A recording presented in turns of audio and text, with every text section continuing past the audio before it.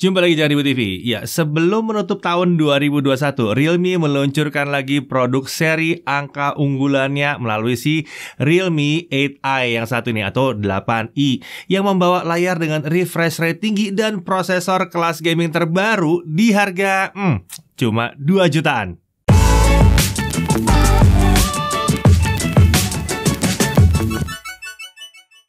Ya, di akhir tahun 2021 ini Realme ternyata belum ngerem merilis smartphone ya. Nah, kali ini mereka hadir menawarkan smartphone untuk kelas harga 2 jutaan. Kira-kira apa yang diberikan Realme kali ini? Yuk kita lihat dulu paket penjualannya. Tentunya dalam paket penjualan ada unit dengan screen protector yang sudah terpasang. Lalu ada case-nya juga di situ. Ada charger 18 watt, ada kabel Type-C, ada dokumen, dan ada SIM ejector. Untuk desain bisa dikatakan Realme memiliki desain yang sederhana, tapi tidak membosankan ya, terinspirasi dari gaya hidup sehari-hari generasi muda katanya. Nah, pilihan warnanya ada Space Black dan Space Purple. Nah, ini yang Space Purple nih yang kita pegang ini ya. Material back covernya dan frame-nya adalah polikarbonat dengan dimensi 164,1 x 76,0 x 8,5 mm dan bobotnya tepat di bawah bobot yang rata-rata yaitu 194 gram. Biasanya kan rata-rata sekarang di 200 gram. Nah, untuk sisi kanan ada tombol power sekaligus fingerprint sensor. Sementara sisi atasnya ini kosong ya. Sisi kiri ada slot SIM tray non-hybrid. Jadi bisa pasang dual SIM plus 1 micro SD. Lalu ada tombol volume di sini. Di sisi bawah ada headphone jack 3,5 mm, ada mikrofon, ada port USB Type-C dan ada speakernya. Dan ini speakernya mono ya, emang cuma ada satu di bawah ini aja. Di sisi layar ada kamera selfie berbentuk punch hole 16 megapiksel f2.0 dan ini perekaman videonya bisa mencapai 1080p 30 fps.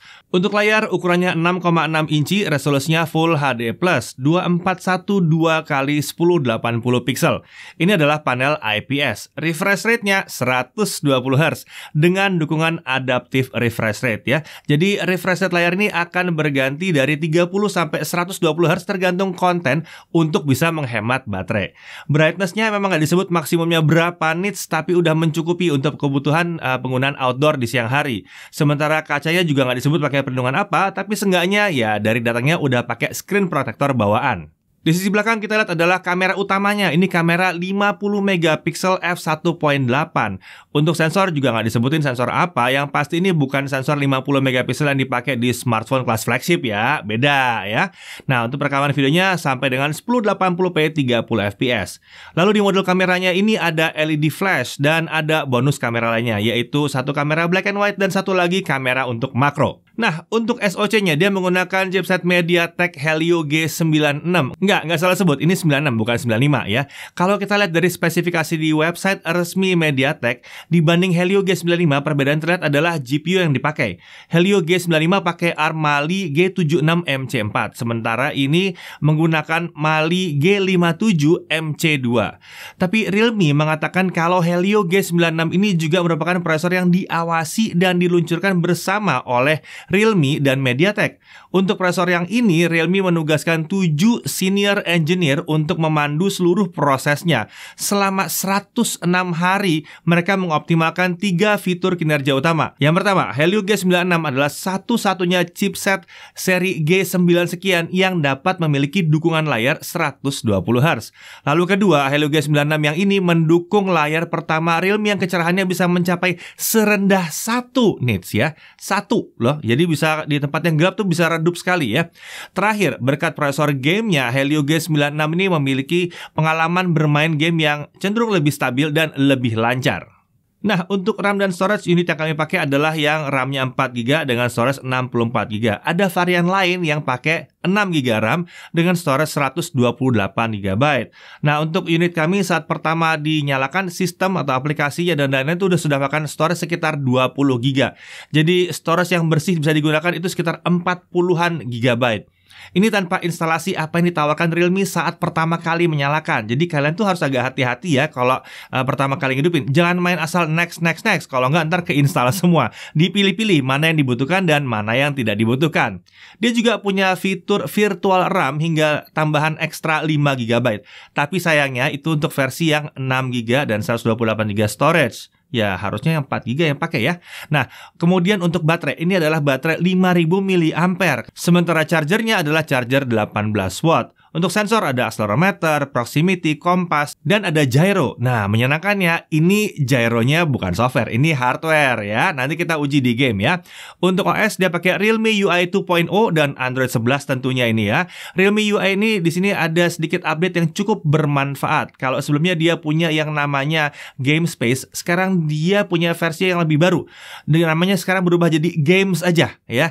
Dengan aplikasi ini kita bisa munculkan fitur-fitur pendukung gaming seperti setelan mode performa, game focus mode, screen recording, game filters, dan sistem status, di mana kita bisa munculkan FPS, penggunaan CPU dan GPU dalam bentuk floating window.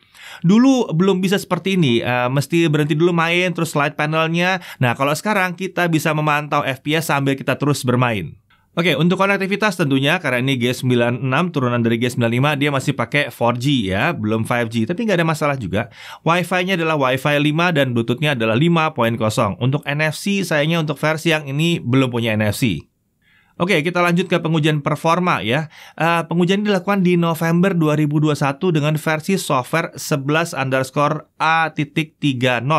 Ini update terakhir sebelum video dibuat. Mengingat SoC ini baru banget, tentu akan ada kemungkinan optimalisasi lebih lanjut lewat software update. Jadi mungkin nih, kalau kalian beli, software udah beda lagi ya. Nah, untuk Antutu 8, skornya adalah 283 ribuan. Nah, untuk Antutu 9, sayangnya ini belum bisa jalan.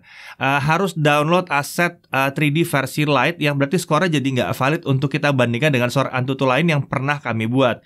Akhir-akhir ini emang ini umum terjadi saat kita nyoba smartphone entry level yang RAM-nya 4 GB. Ini sepertinya memang masalah dengan RAM 4 GB dan Antutu 9-nya. Kemudian untuk Geekbench 5 ya, single core di 543 dengan multi-core di 1881.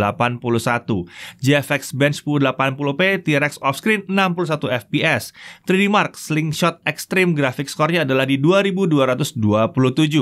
Sementara untuk kestabilan kita tes 3D Mark Wildlife Stress Test, best score-nya di 1100 dengan lowest score di 1090. Berarti stabilitasnya adalah di kisaran 99,1%. Lumayan oke nih ya, mantep banget. Kemudian untuk CPU throttling testnya sendiri dia mendapatkan skor 78%. Nah, kita beralih ke gaming. Kita mulai dari PUBG Mobile dulu ya. Setting max-nya adalah Smooth Ultra atau HD High. Kita coba di Smooth Ultra dan hasilnya memang lancar banget di 40 fps. Nggak ada masalah. Smartphone yang pakai Helio G95 aja biasanya udah terbuka sih Smooth Extreme ya. Tapi seperti biasa ya, kalau PUBG itu tergantung developernya kerjasamanya dengan si smartphone ini mau dikasih setting apa. Jadi bukan masalah dia nggak kuat. Bukan, settingan itu terbuka berdasarkan hubungan kerjasamanya aja. Dan kalau bicara soal gyro di sini mantap, nggak ada masalah, mulus dan lancar di PUBG ini ya. Nah, asik nih, yang dari main PUBG, asik nih. Kemudian League of Legends, setting grafisnya ultra, frame rate di 60, semua efeknya nyala. Dan kita masih dapat frame rate di kisaran 60 fps lancar, nggak ada frame drop yang mengganggu sama sekali. Oke, kita beralih ke game yang berat, Genshin Impact. Settingnya adalah lowest 60 aja ya, jangan highest, lowest 60. Pengalamannya agak aneh. Sebetulnya dia harusnya mampu menghasilkan frame rate sekitar 40-50 fps. Tapi kalau dipakai traveling, itu kadang-kadang dia bisa frame drop ke 20-an fps. Kalau battle tuh kadang-kadang frame drop lagi dia. Kecurigaan kami itu karena versi yang kami gunakan, ini RAM-nya 4 GB. Karena Genshin Impact ini memang agak boros RAM ya. Dia sendiri pakai kurang lebih 2 GB, bahkan mungkin bisa lebih.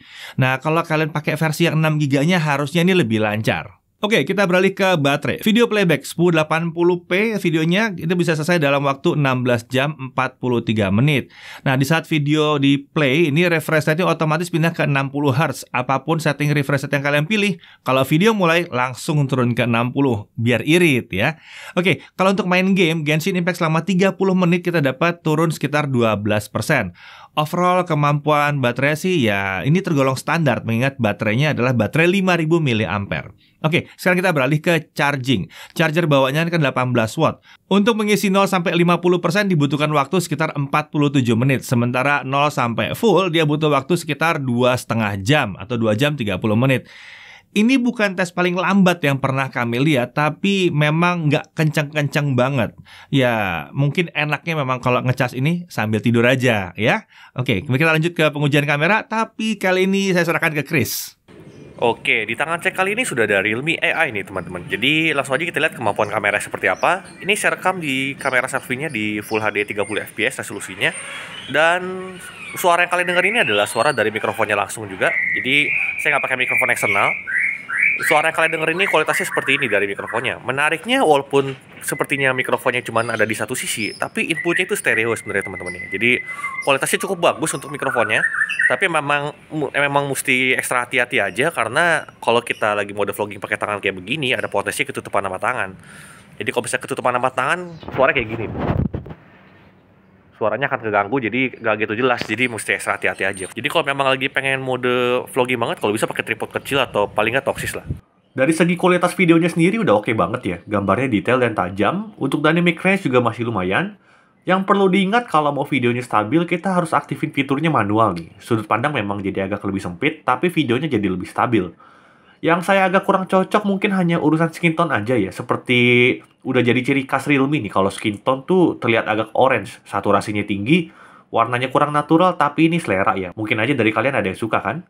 Untuk kamera utamanya pun sama, soal skin tone tuh lebih ke arah orange, tapi urusan detail sih mantep banget ya. Sensor 50 megapikselnya sih walaupun bukan sensor flagship, tapi untuk 2 jutaan sih mantep banget. Di kondisi low light, kamera selfie-nya cukup bisa diandalkan, tapi ya memang akan noisy gambarnya ya. Untuk kamera utamanya sepertinya kalau kondisi kayak gini juga sama ya. Jadi agak noisy gambarnya dan emang agak kesulitan di kondisi seperti ini. Tapi untuk kelas harga 2 jutaan masih bisa dimaklumi lah. Untuk foto menurut saya udah bagus banget. Balik lagi yang bikin saya agak kurang cocok itu hanya yang ada di karakter warnanya. Tapi itu sebenarnya bisa diatur via editing juga sih. Yang penting sih urusan detail, ketajaman, dan lain-lain udah oke banget. Satu hal aja yang sangat saya sayangkan yaitu tidak adanya kamera ultrawide nih. Menurut Realme sepertinya lebih penting kamera makro dan black and white. Kalau kalian sebagai customer merasa lebih penting mana? Kamera makro dan black and white? Atau 2 kamera aja cukup, yang penting kamera utama dan ultrawide? Coba tulis aja di komentar ya. Oke, jadi itu tadi kameranya terbilang lumayan, tapi seandainya ada ultrawide-nya kayaknya akan lebih mantap lagi. Iya. Oke, kita lanjut pengujian ekstranya. Netflix gimana? Netflix sudah bisa L1, udah bisa streaming HD, tapi memang belum pakai HDR. Sementara YouTube HDR, lucunya sini nggak ada, karena mungkin panelnya memang belum support di sini. Ini sangat wajar sih untuk kelas harganya. Kemudian untuk yang nanya touch delay-nya seperti apa, ini aman, nggak ada masalah touch delay, dipakai main real drum itu lancar-lancar aja, nggak ada terasa ada delay-delay yang mengganggu. Nah, kemudian untuk haptic feedback, ini masih belum ditingkatkan untuk smartphone-smartphone yang Realme di kelas bawah 4 juta ya. Untuk Realme 8i ini rasanya masih belum yang luar biasa hebat ya. Jadi kalau mau nyaman banget kayaknya mending dimatikan aja haptic feedbacknya. Oke, untuk harga kami belum dapat saat pengujian, kalian bisa lihat di dalam deskripsi. Yang jelas ada 2 varian ya, 464 dan 6128. Keduanya ada di kisaran 2 jutaan. Hal yang perlu diperhatikan, yang pertama, tidak adanya kamera ultrawide. Ini sayang banget ya. Rasanya kamera ultrawide akan lebih penting daripada makro dan black and white di sini. Kemudian perekaman video maksimum di 1080p 30 fps saja. Ini belum jelas apakah keterbatasan sensor atau SoC. Tapi selama kalian nggak wajib banget rekam 4K atau ngerekam yang 60 fps, rasanya ini bukan masalah. Lalu untuk charging, ini terbilang nggak kencang-kencang banget ya. Dan speaker, ini juga masih speaker mono. Karena udah ada beberapa smartphone entry level juga yang udah pakai stereo. Jadi rasanya sih lebih asik kalau ini bisa stereo. Tapi ya secara umum sih smartphone kelas gini memang masih mono. Kemudian performa SoC-nya seperti ketahan untuk versi yang kami pakai. Karena ini varian yang 4GB. Rasanya sih kalau kalian emang mau gaming sedikit lebih lancar, pilih yang 6GB RAM-nya. Nah, di sini menyenangkannya, layarnya udah Full HD plus 120Hz. Selain panel dipakai emang bagus, pengalaman scrollingnya jadi enak banget di 120Hz ya. Kecerahan layarnya juga udah cukup untuk kondisi outdoor siang hari, dan saat gelap, layarnya bener-bener bisa gelap. Jadi bener-bener bisa nggak nyakitin mata nih. Ini enak banget, nyaman sekali ya. Hasil kameranya, kamera utama dan selfie-nya ini sudah termasuk cukup baik, baik foto maupun videonya. Lalu, walaupun mic-nya ini kelihatan cuma di satu sisi doang, tapi sebetulnya inputnya itu stereo ya. Jadi itu kayaknya 2 mikrofon. Hasil perekaman mikrofonnya juga terbilang oke ya. Kemudian Netflix sudah L1, SIM tray-nya juga non-hybrid ya. Performa SoC-nya cukup kencang, tapi perlu diingat memang kalau kalian tertarik yang paling kencang sih harusnya ambil yang varian RAM 6GB. Ya, jadi itulah si Realme 8i ini. Dengan harga kisaran 2 jutaan, smartphone ini memang layak untuk kalian pertimbangkan kalau kalian lagi nyari smartphone baru yang terjangkau di akhir tahun 2021 ini. Saya Deddy Irfan, Jangan Ribut TV.